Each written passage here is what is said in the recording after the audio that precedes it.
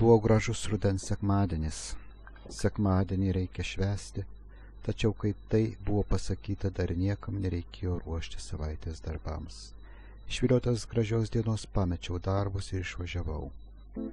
Važiavau tuo pačiu keliu kaip visada. Ta kelią kerta upelis. Žinojau, kad jis yra, bet niekada nesustodavau.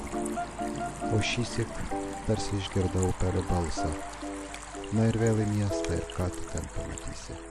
Ir aš sustojau ir nuėjau prie upelio vagos. Upelis teka pamiške. Rudens miškas beveik jau miegojo.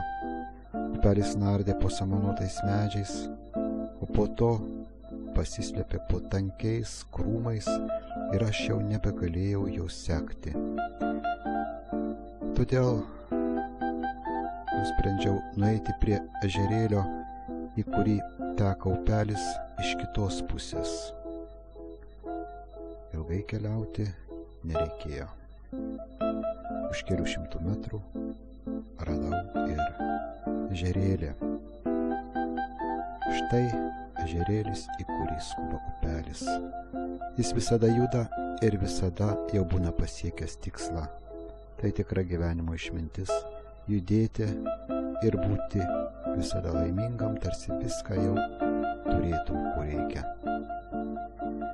Saulės spinduliai vandenyje, ant miško paklotės, amžinybės šypsnys, suokalbiškas mirksnis tiems, kurie moka matyti.